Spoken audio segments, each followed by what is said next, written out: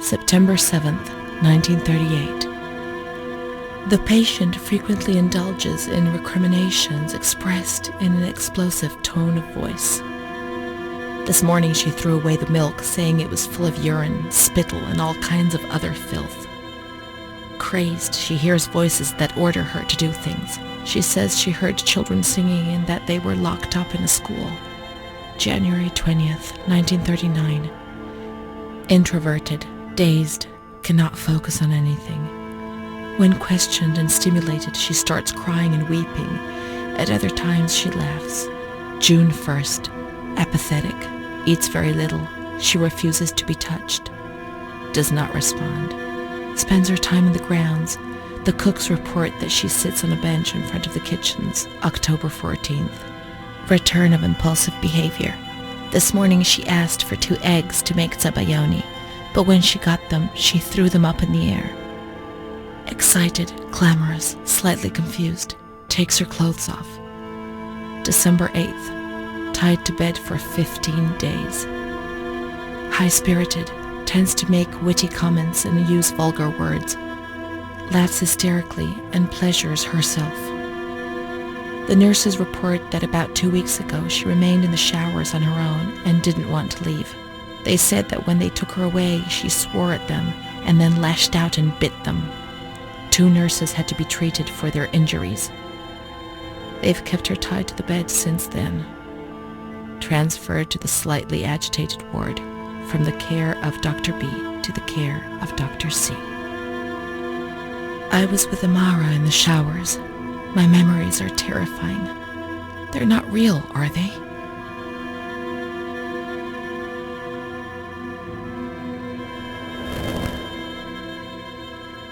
December 15th. Dr. C. Patient notes. The abnormality of her psychic state has induced her to lead a life which is irregular and tends towards delinquency. Of fickle and flighty character, she regularly discards her household duties and engages in occasional prostitution. Prostitution? Me? No, I don't think I could have. Or are my memories deceiving me? What other horrible things could I have done without even realizing? The uncertainty, the fear of my own actions was one of the things that tormented me most. Her mental deficiency makes her deaf to the reprimands of her family. She has shown suicidal tendencies. She was brought to the ward yesterday, agitated and hysterical. Treated with cardiazol, 2 injections a week for 5 weeks. They were only trying to confuse us with the therapy, and my God, they succeeded. It was as if they wanted to instill the madness into us.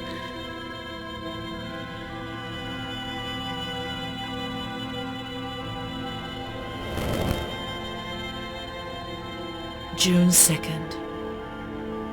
After a long period of calm and improvement, the patient is very agitated today and vehemently refuses to submit to a gynecological examination.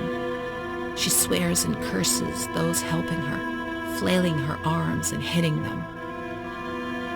According to reports by Dr. B, the patient has been subjected to periodic checkups since she had a spontaneous abortion about 2 years ago in her 3rd month of pregnancy. Conception occurred after she had sexual intercourse with a stranger who sneaked into the hospital grounds.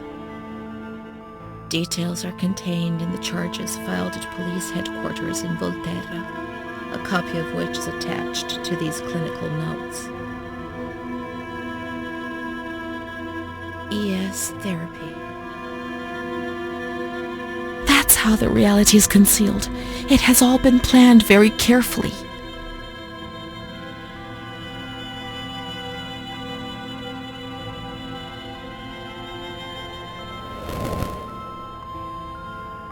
June 13th. The nurses report that she descended into a state of great mental confusion after receiving her mother's letter. She threw her soup over another inmate because she was very anxious, and then punched a nurse. Impulsive, flails about her. She rails against the doctor in vulgar terms while he is examining her, lashes out and spits. Block all correspondence to give the patient no further reason to become agitated. August 20th. Tied to bed. The nurses report that the patient is extremely agitated after the visit of a relative or family friend. 2 days later, she is still shouting all the time that he commands her, that she must obey and harm herself, and that she is not Charlotte. All visits forbidden, constrained to bed, and intensification of ES therapy until we achieve results. No contact with the outside. That way nobody knew what was happening within these walls.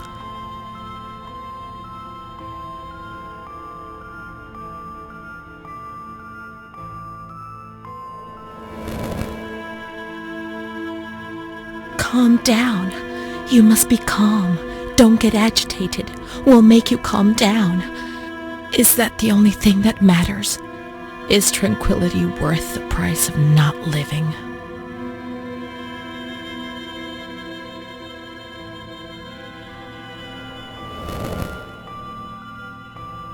March 3rd. Alert, correct attitude, replies when questioned.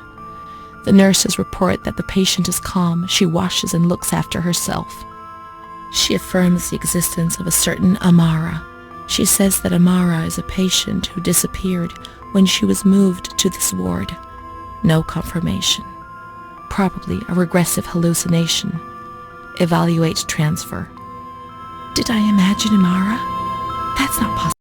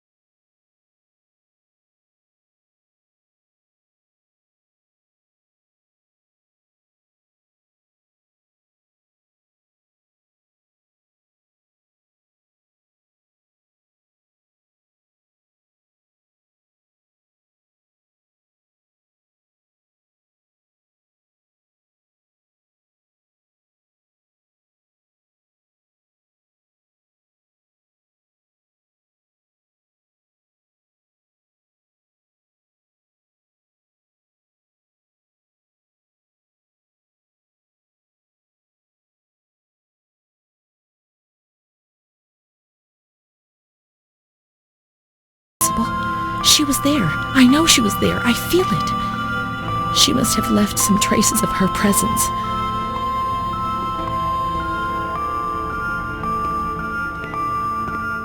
We can try to find her medical records in the archive where their letters were filed.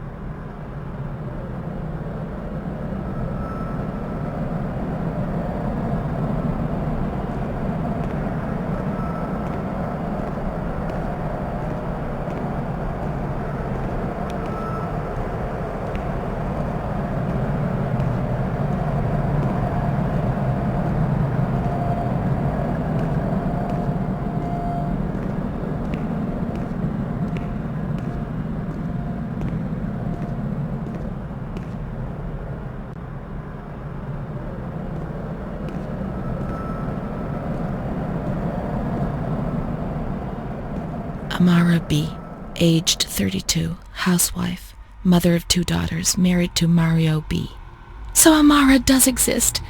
Yet she had no children and wasn't married, but that photo, it's her. June 3rd, 1936. Admitted yesterday, showing signs of improvement. June 8th. Cheerful, calm, and tranquil. Her behavior is good and she is keeping herself clean and tidy. Discharged on June 10th. April 28th, 1937. Arrived accompanied by her husband in an anxious and nervous state. Has difficulty speaking, trembles. Discharged May 14th. March 8th, 1938. A few days before Renée was admitted, she told me that she too had been admitted only a short time previously. Arrived yesterday in a febrile state. Discharged March 14th. She didn't leave. Certainly not after a few days. No. June 22nd, 1939. Readmitted once more. The patient shows rapid improvement. Discharged July 2nd. August 1st, 1941. The latest of many admissions due to agitation. Discharged August 27th. She came and went, stayed only for short periods, but I remember she was always with me. What's going on? March 4th, 1942. Back again, the same situation. March 8th. Compared to previous admissions, the patient seems depressed even after a few days, although her demeanor is calm and she is attentive. Discharged March 25th. April 2nd. The patient is distracted and apathetic. Her husband brought her here and said, "She's not eating, doctor. She spends all her time sleeping. I'm so worried, doctor. You know her. You can help her." April 6th. Tuberculosis. Patient transferred to the Maragliano Pavilion and is in isolation. May 3rd, 1942. Death from tuberculosis at approximately 8:30 a.m. Is Amara dead? Poor dear friend, I wasn't even able to say goodbye to you. Enclosed is a manuscript written by the patient, probably in a state of delirium. I'm dying, I know it. I'm losing a lot of blood, bleeding internally too. It's strange. Since I came back in here, I can't stop thinking about that little girl with her sad eyes, her desperation. I only saw her for a short time, it's true, but she remains in my heart. Will she still be here? I hope to God not. I hope she's better and her mother's taken her home. My memories don't match up. What's the point of this? Perhaps my memory is playing tricks on me. Things are not as I remember them, as I see them. But she said she liked me. I just can't understand it. I just wanted to say goodbye to her for the last time. I never even said goodbye to her.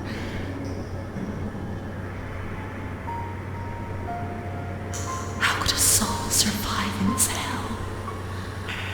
I so want to feel things again. Pain, passion. Feel the damp tears rolling down my face. To remember that I was alive.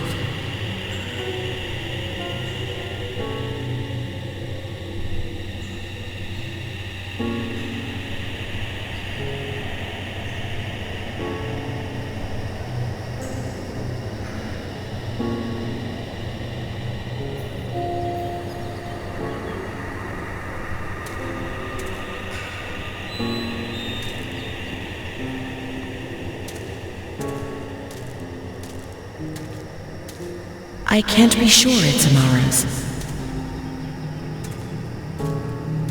These crosses are nameless. How will we ever know who is buried here?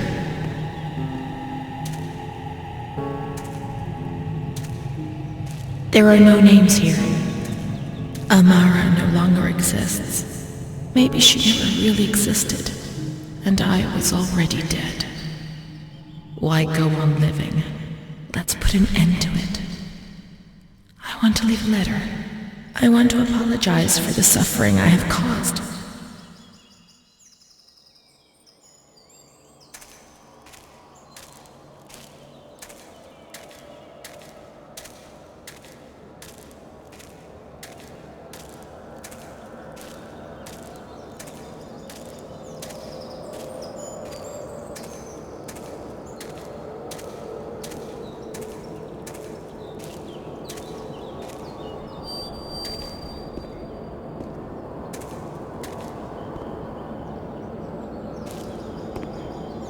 The reception is in the entrance hall. There I'll find a pen and paper to write with.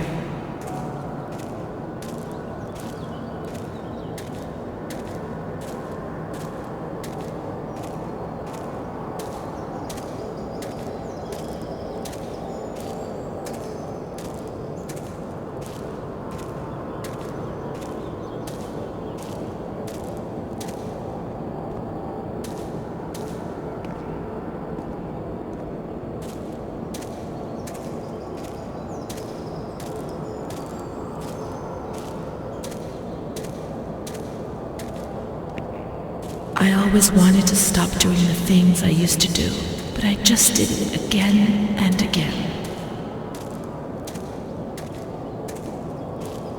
I kept on making mistakes, destroying my life and that of the people close to me.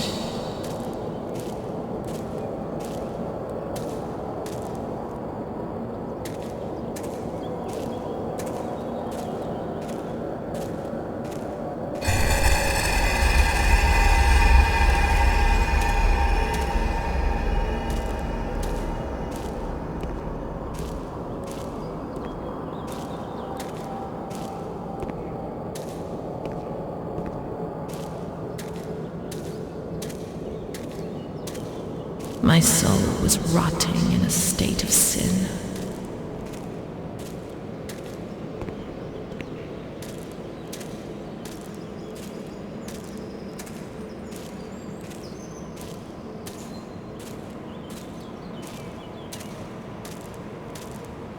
My life has been one long mistake. I'm so ashamed of what I've done.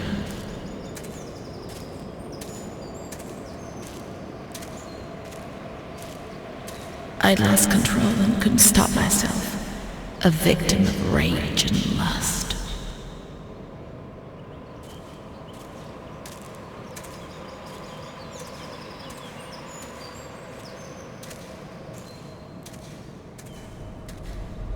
The most obscene desires.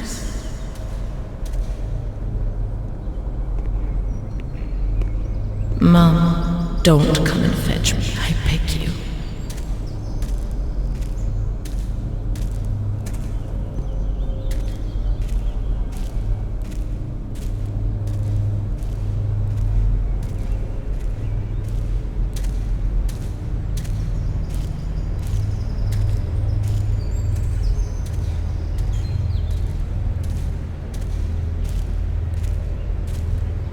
I deserve to be in this place. It's my only chance.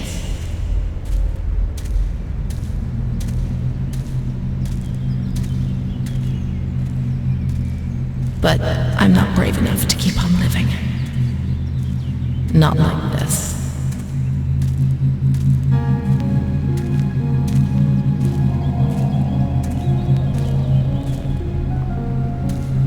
Not with this shame which wears me down every accursed day.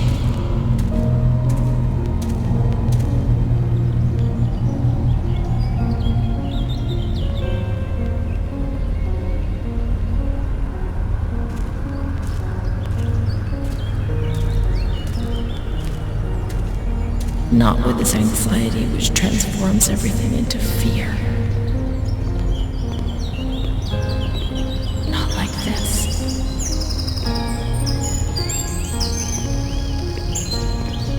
But I'll never change, Mom. Never. Let me die, but don't suffer for me. Forget me quickly, but maybe you've forgotten about me already. Like everyone else, I thank the Lord.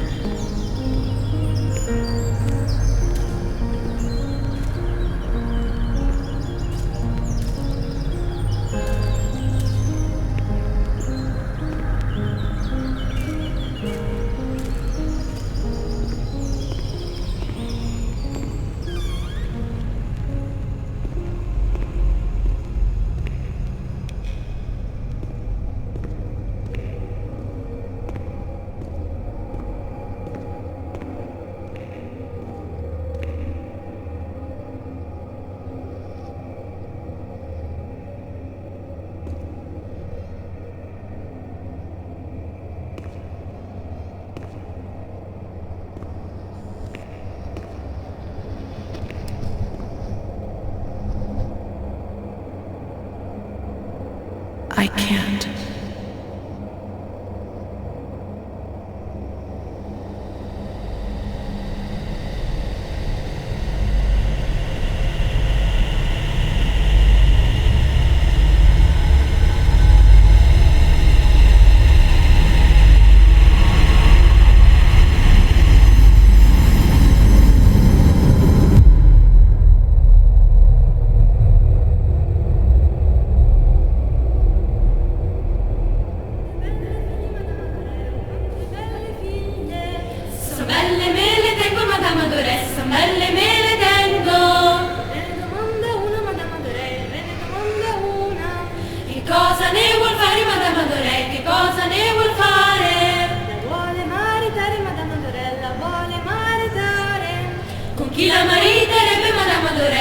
la mariterebbe. Con uno spazzacamino Madame Adoré, con uno spazzacamino. E come la vestirebbe Madame Adoré, e come la vestirebbe. Di stracci e di toppe Madame Adoré, di stracci e di toppe. Uscite dal mio castello Madame Adoré, uscite dal mio castello. Quante belle figlie Madame Adoré, oh, quante belle figlie. So belle me le tengo Madame Adoré, so belle me le tengo.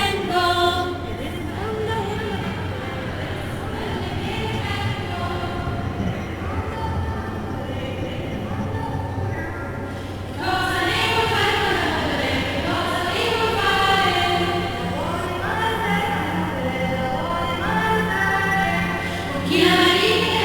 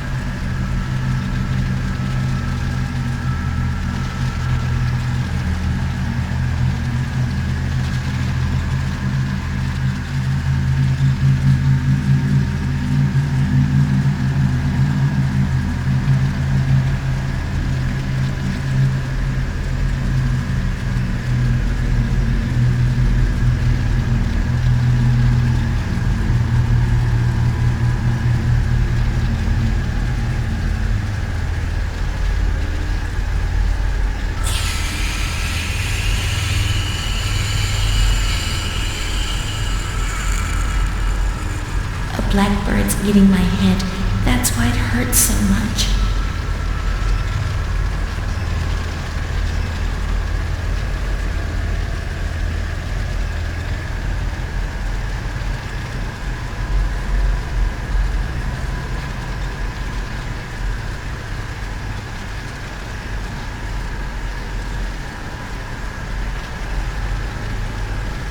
We learn so many things at school, and so we have to attend.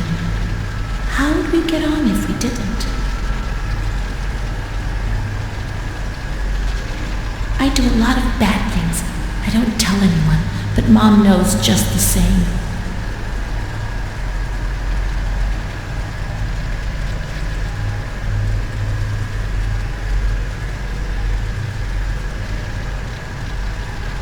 Mr. Onofrio is very kind and helps us. If he's not here, I have good reason to be afraid.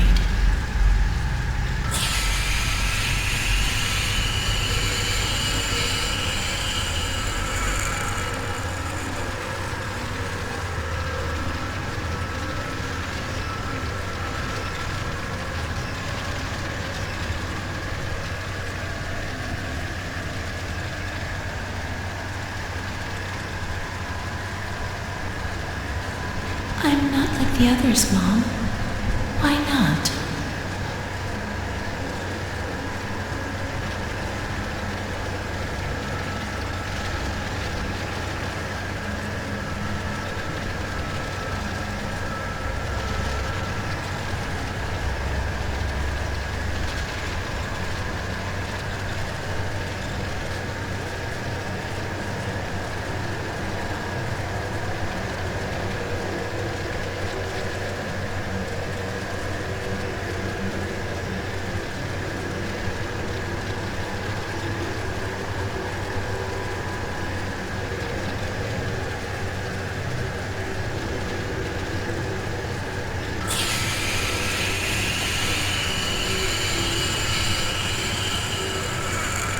Don Gino knows everything.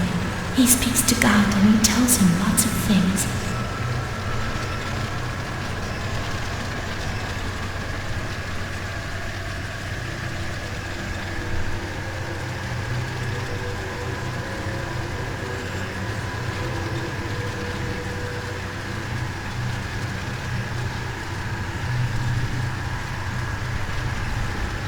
A cat goes into my mouth and eats me from inside.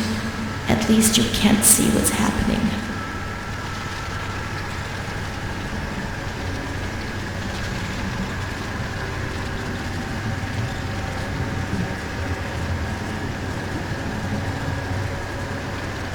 Renée's kind to Don Gino, but he always frightens me.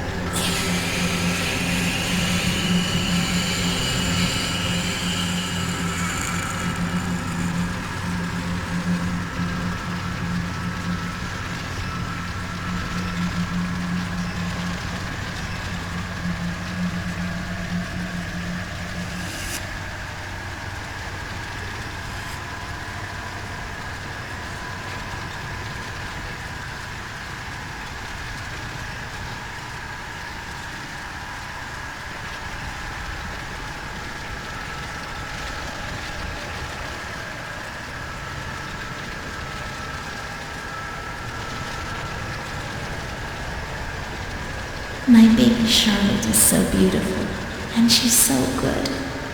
But Renée isn't.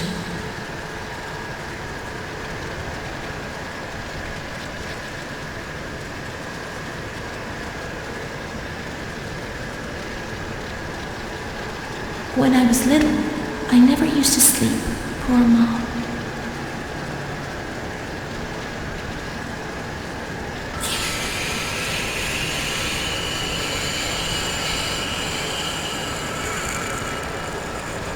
Mr. Onofrio is so nice. I'm bad because I'm not kind.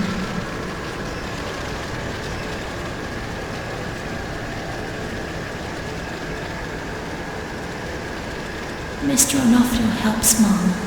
How would we manage if you didn't?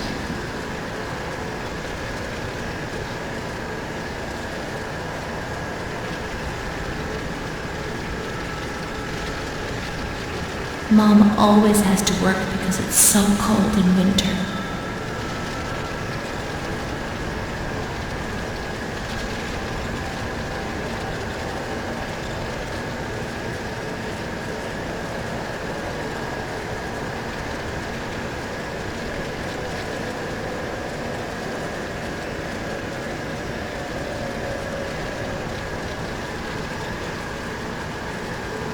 There are a lot of them.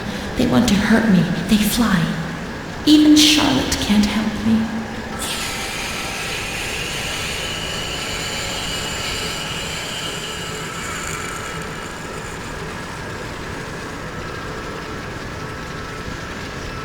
When I was small, I never used to eat. Poor mother.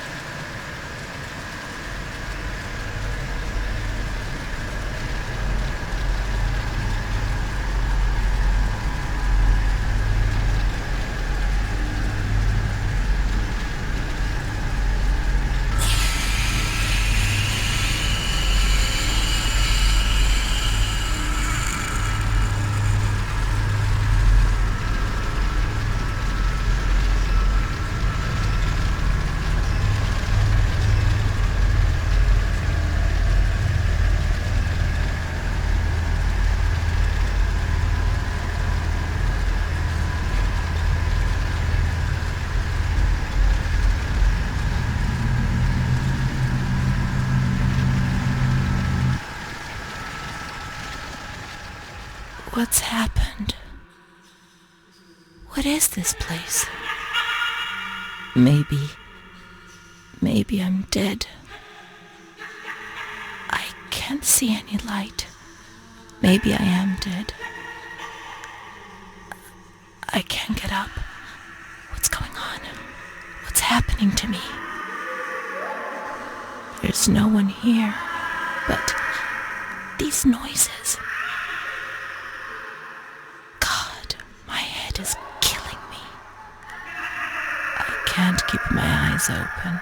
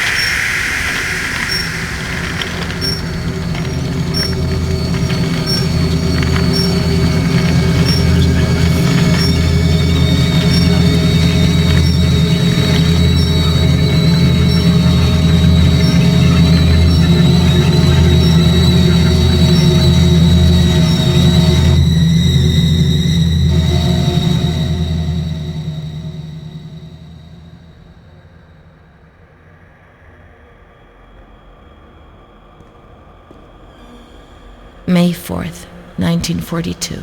The patient had previously expressed suicidal feelings, but never acted on them. Yesterday, she injured herself badly, stabbing herself in the stomach with sharp, pointed scissors.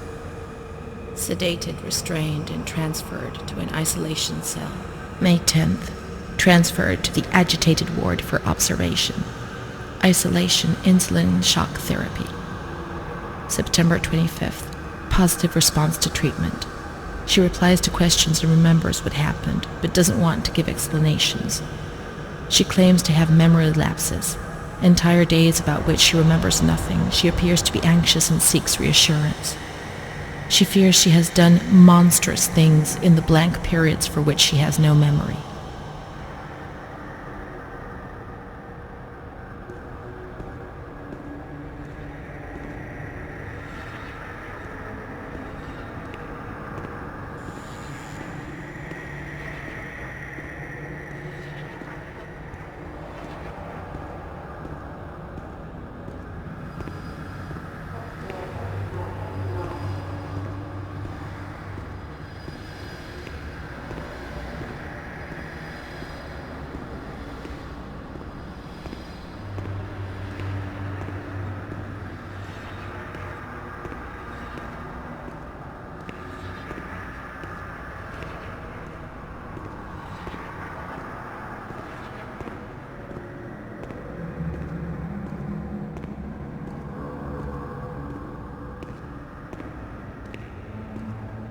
November 11th, 1942.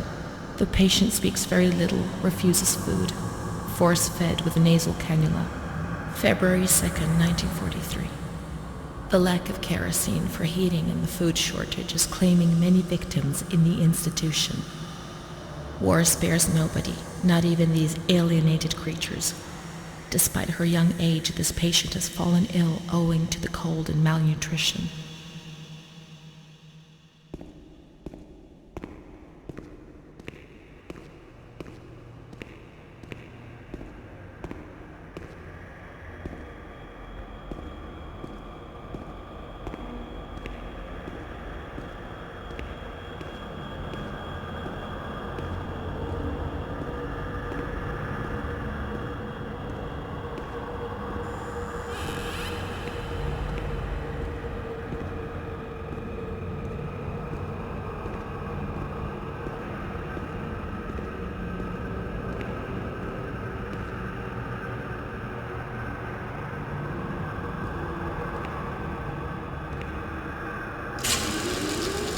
Nobody laughs in here. I mean, really laughs. Not those crazy fools who laugh because people say they're mad. I don't know why they laugh out loud. They say I'm mad too, but I never feel like laughing. People used to laugh at me, but they were right, you know? You can't always cry and people laugh when they're afraid, don't they? It happened to you, not to me. It's better that way. They do that to show they're lucky. You mustn't take offense because it's true. And deep down, it's just like pity, if you see what I mean. But then you think about your own situation, and you laugh because you feel lucky that everything's going to get better, that it's all shit. It's all shit, this place. You're not trying to tell me it's not true, are you? An intelligent person, educated, not like me. And if I can see it's a load of shit, just imagine how much better you understand it. No, come on. No. I feel fine here, you know? After all, I can do and say anything I want.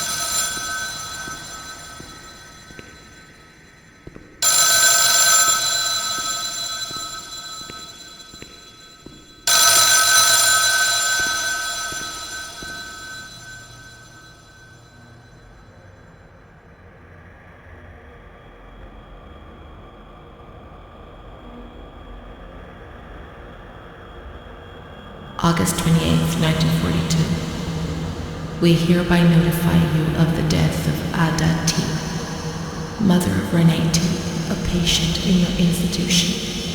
No known relative. Sincerely yours, Onofrio P. I have no one left in the world. Nobody at all. Solitude is very strange. It muffles everything, slows it down. It's an endless scream that makes no sound. A silent scream.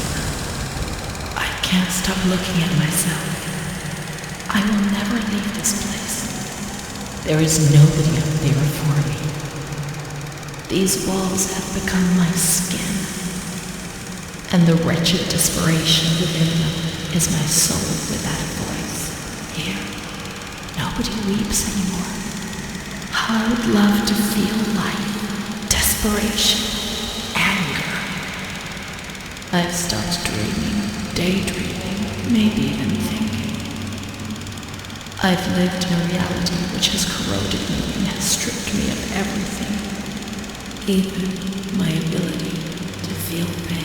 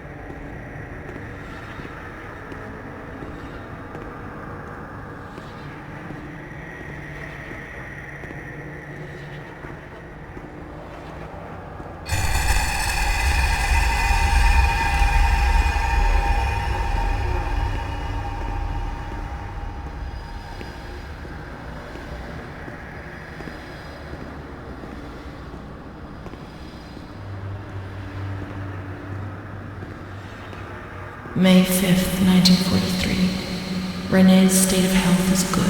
She is eating and speaking. Her spatial and temporal orientation is good.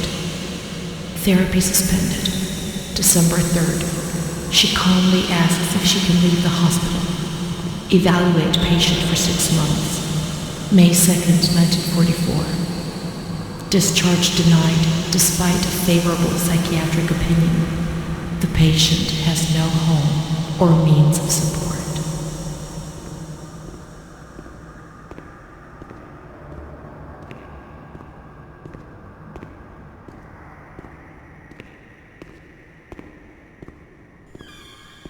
May 4th. The reasons why discharge is impossible are explained, and this is how Renée learns of her mother's death 2 years after the fact.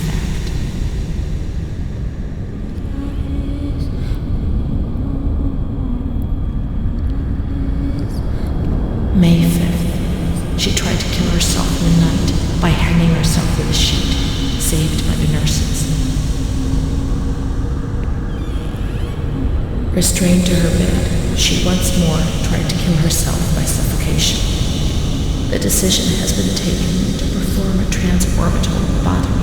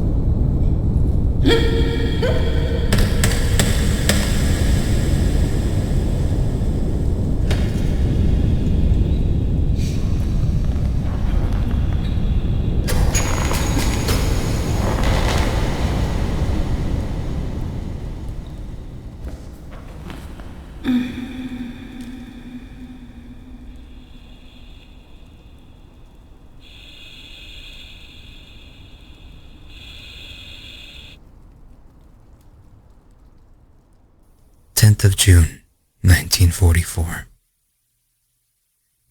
Operation successful. Patient tranquil and collaborative. Motor coordination capacity reduced, but she's improving. Transferred to the tranquil department in the care of Dr. B. 25th of October. Continues to talk about Amara and her doll, Charlotte. The disturbances of motor capacity show slight signs of improvement. Difficulty walking, not capable of riding, and the nurses report that they have to help her dress, wash, and feed herself. In the summer of 1944, Renée was transferred back into my department. Aware of little, indifferent, hardly ever spoke. One day, She said, "When I find the courage to look at myself in the mirror, I see a young face which is aged and looks at me full of fear. She is a woman now who has changed profoundly compared to the girl that I had under my care several years ago. Only the sadness of her gaze and her intelligence are unchanged. She's so young, just 23 years old, but is lacking all vitality. Perhaps her condition may improve, but probably not. Her life has been thrown away. And nobody did a thing to try to avoid this.